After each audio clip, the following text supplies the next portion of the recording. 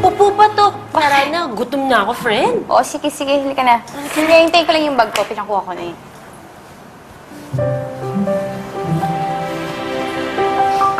Bes.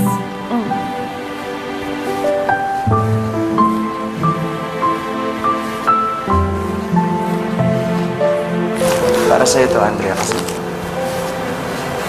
alam ko na merong hindi umepekto ng salita, pero alam ko na makakarating sa kanta. Bes, makinig ka naman sa kanya. Nandun ka nung gabi, di ba? Nakita mo lahat, di ba?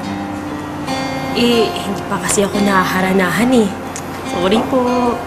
Babae lang.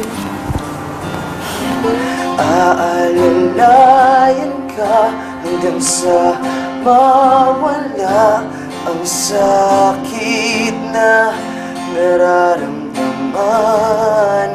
Ito ba ang iyong diskarte para lang masabi na okay lang ang lahat na pumpiin?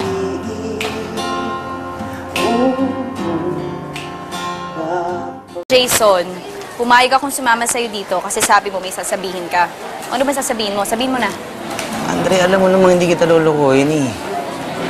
Hindi ko naman gagawin sa iyo, no? Kaka-propose ko pa lang sa'yo. Ano yung nakita ko? Nakita ko, Jason. Kung ayaw mo maniwala, dadalhin ko si Leila sa'yo. Totoo nga, siya magsasabi ng totoo sa'yo, totoo. Uy. Leila! Leila! Leila! Leila! Ay, excuse me. Si Laila po bang hinahanap niyo? Ay, wala na po sila dyan eh. Anong wala? Naghakot po sila ng gamit, mukhang may pupuntahan po. Sige po.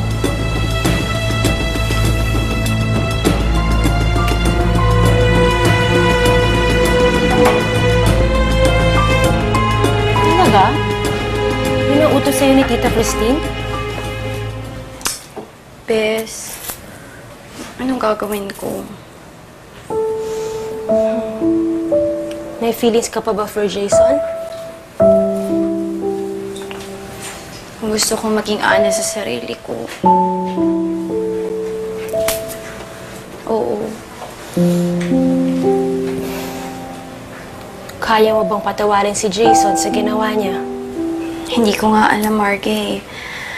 Bakit ganun? Kahit anong gawin sa akin ni Jason, parang hindi ko talaga kayang magtanim ng sama ng loob sa kanya. Then, I don't know what to tell you. Sana, kung kaya mong talikuran totally si Jason, mapapadali yung buhay mo. So I guess, you just have to make a decision that you can live with.